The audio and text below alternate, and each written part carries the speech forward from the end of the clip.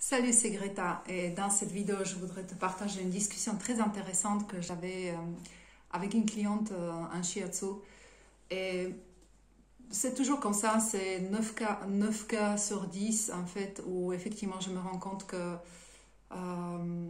les gens, ils préfèrent en fait de rester avec leurs croyances, leur salade mentale divers et variée dans la tête pour ne jamais bouger en fait de la position où il se trouve. Et je suis assez habituée à ça. Ça fait partie de la nature humaine, c'est-à-dire on a du mal à aller vers soi, de travailler sur nos valeurs. Et c'est vrai que c'est plus confortable, c'est soit conscient ou inconscient, mais quoi qu'il en soit, c'est plus confortable de rester avec des carapaces pour se raconter des histoires et de ne jamais sortir en fait de notre zone de confort. Je t'apprends rien, c'est quelque chose qui est assez connu. Sauf qu'avant, comment dire, ça me faisait ni froid ni chaud parce que voilà, moi je peux pas prendre cette décision pour toi. Si les gens ont envie de rester là où ils sont contents, ça les arrange, tout va bien pour moi. Il n'y a pas de souci par rapport à ça. La chose qui me surprend, c'est que si tu vis, bah, forcément tu vis dans ce monde-là, tu vois très bien ce qui se passe autour, la société, le Covid, la problématique, l'argent, les dettes, le terrorisme et tout ça. Et ce qui me surprend, c'est que malgré le fait qu'on voit que cette structure, ce qu'on appelle la société, okay, ton cadre de vie, euh, commence à changer, c'est-à-dire qu'on s'aperçoit que tout va se fracasser en fait, tout va se fracasser et que ce système en fait, tu vois, moi je le vois vraiment comme une espèce de montagne géante en fait qui commence à se désintégrer, à se désagréger et ça commence à se casser la gueule tout simplement. Et c'est là où je suis surprise qu'il y a des gens en fait qui font un peu comme si de rien n'était, c'est-à-dire qu'ils sont dans l'illusion que ça va passer seul, qu'il suffit juste de patienter, que un peu les discours, ouais, euh, pour vous que le confinement s'arrête, etc. Et puis après on va reprendre et tout. Et moi, je sais pas, moi j'hallucine en fait quand j'entends ce discours-là.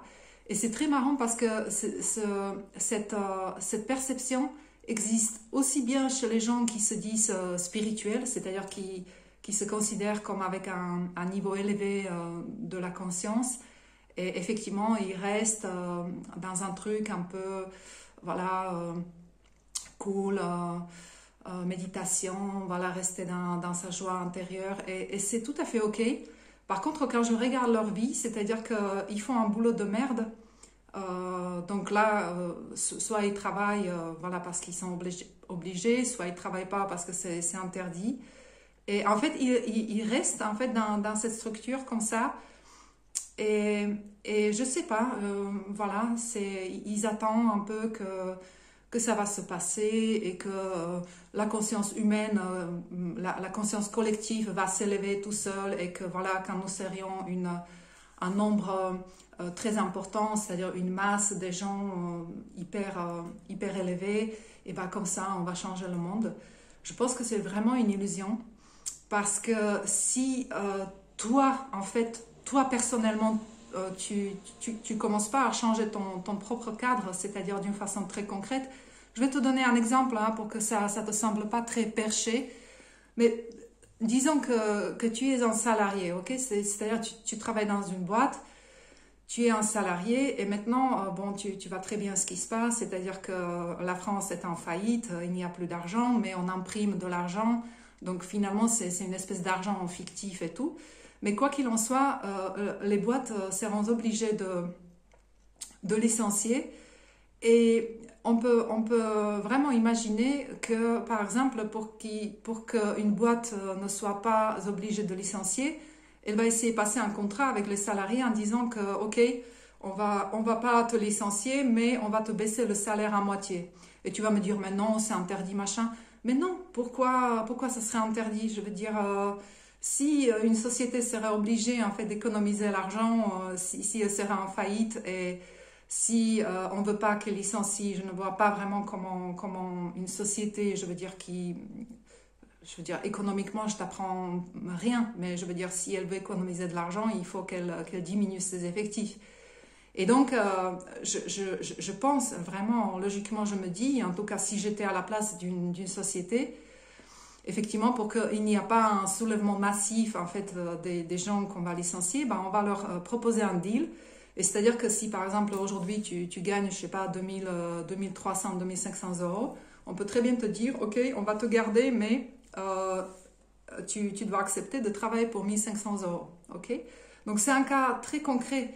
Et finalement, je veux dire, tu vas pas t'en sortir. C'est-à-dire que c'est la seule possibilité. Tu peux quitter aussi la boîte et peut-être chercher ailleurs, mais je sais pas où tu pourras trouver un job équivalent.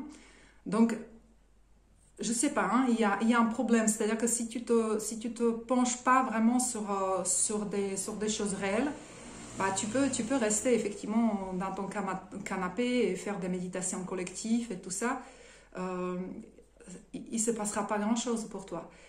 Et l'autre camp, donc, qui se dit quand même cartésien, okay, qui est très pragmatique, rationnel, c'est exactement la même chose. C'est-à-dire que, voilà, si tu penses que c'est des masques qui vont te sauver, c'est-à-dire qui vont sauver les hôpitaux, si tu obéis aux ordres qui te sont donnés par rapport au confinement et par rapport aux conseils qui se réduisent aujourd'hui en ce qui concerne la santé, donc qui se réduisent en fait au fait de ne pas sortir, de ne pas fréquenter des gens, de ne pas se toucher, de ne rien faire, tu vois, de ne pas lire, de ne pas aller voir des choses qui te font plaisir, de ne pas aller dans la nature, tu vois, c'est le seul aujourd'hui critère d'avoir une bonne santé, en fait, si j'ai bien compris. Bah, c'est exactement pareil, c'est-à-dire que cette cadre-là, il va pas être tenable et tu fais quoi après? Et en fait, ce que je veux te dire par là, c'est que moi je pense que la seule solution, ça peut te paraître peut-être un peu perché, mais la seule solution, c'est de se dire en fait que tu es vraiment la seule personne qui a le pouvoir sur ta vie. Et en fait, il s'agit juste de décider. Décider quoi? Décider d'être curieux, d'entamer en fait un travail qui te permet de répondre à la question suivante: pourquoi tu joues un rôle qui n'est pas le tien? C'est-à-dire que, est-ce que tu penses vraiment, et là je reviens vraiment vers la cliente qui est venue me voir avec une problématique très très courante, ok, hyper stress, burn-out, parce qu'elle travaille dans une boîte de merde où on demande de plus en plus de travail. En plus, elle est obligée de télétravailler, donc être 24 heures sur 24 chez elle, ça la gave et tout. Et je dis, mais pourquoi tu fais ce que tu fais? Bah parce que j'ai besoin de manger, parce que j'ai besoin de payer le loyer. Ok, et donc tu veux me dire que tu es venu ici dans ce monde en fait pour bouffer et payer ton loyer, et pour ça tu dois faire un boulot de merde. En fait, c'est ça la croyance, c'est-à-dire que je le vois souvent, même parmi des gens qui ont vraiment des aspirations extraordinaires en ce qui concerne leur métier. Ok, ils veulent faire quelque chose qui donne du sens, mais ils ne le font pas parce qu'il faut avoir un boulot alimentaire. C'est ça en fait la croyance. Si j'ai pas un boulot alimentaire, voilà, et ce boulot alimentaire, c'est forcément quelque chose qui est très chiant, quoi. Qui est très chiant, c'est clairement un compromis. Le problème, c'est qu'aujourd'hui, peut-être avant, tu pouvais rester comme ça, glander pendant des années à chercher ce que tu veux faire et je sais pas, échanger 36 fois ou de ne jamais finir les choses que tu as entamées. Tu pouvais peut-être le faire, mais aujourd'hui, je sais pas, je pense que le temps le temps, c'est la seule chose précieuse que tu ne peux pas, je veux dire, une fois que tu perds ton temps, bah tu perds ton temps, tu ne peux pas le regagner.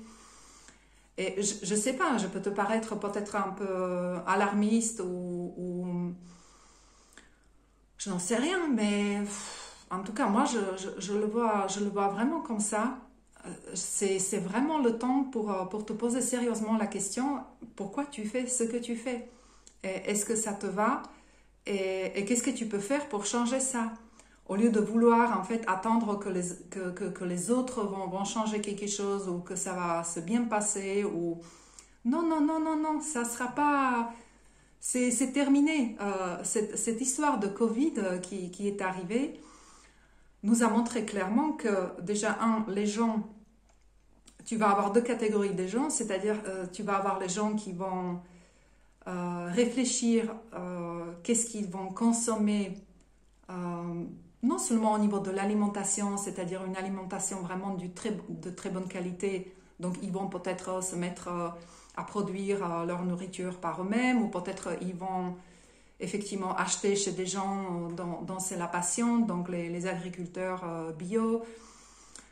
Il y a des gens qui vont prendre vraiment le soin de leur corps et de leur vie, et ils ne vont pas consommer, c'est-à-dire ils ne vont pas vouloir acheter les mêmes choses, les mêmes produits, les mêmes services qu'avant. C'est-à-dire ils vont réfléchir et ils voudront s'offrir vraiment une très grande qualité. Et d'autres personnes, en fait, qui, au contraire, plus ils vont être pauvres à cause de la situation économique, bah, plus ils vont consommer des choses de merde. Et plus ils vont consommer des choses de merde, plus ils vont polluer la planète. Hein. Après, voilà, on va râler que ceci, cela, mais bon, si tu seras obligé de bouffer du riz ou, je sais pas, des fruits ou des légumes pourris, sous prétexte que, voilà, que tu n'as pas de l'argent, bah, tu vois, c'est sans issue, quoi. Et donc, moi, je pense que vraiment, c'est vraiment, on est dans une époque, moi, je veux dire, moi, je me remets en question une fois par semaine, c'est-à-dire au début de chaque semaine, je planifie ma semaine dans la mesure où je sais exactement ce que je vais faire, pourquoi je vais le faire et comment je peux contribuer avec mon propre comportement, avec mes propres valeurs tout autour de moi, c'est-à-dire comment je peux élever les autres et comment en échange je peux recevoir de l'argent parce que c'est important de telle façon pour que je puisse à nouveau investir cet argent soit dans ma propre formation, soit dans des choses qui me font plaisir. Je sais pas, ça me semble logique. Donc voilà, je te laisse avec ça. Pose-toi des questions parce que voilà, tu connais l'histoire de Titanic. Finalement, tu vois, et tu as beau à sentir ou à ressentir une injustice, ça t'aidera pas. Quoi qu'il en soit, tu vas soit couler, soit t'élever. Et tu peux tout à fait choisir de ne pas couler et au contraire de profiter de cette situation pour t'élever. Ok? Voilà. Allez, à la prochaine.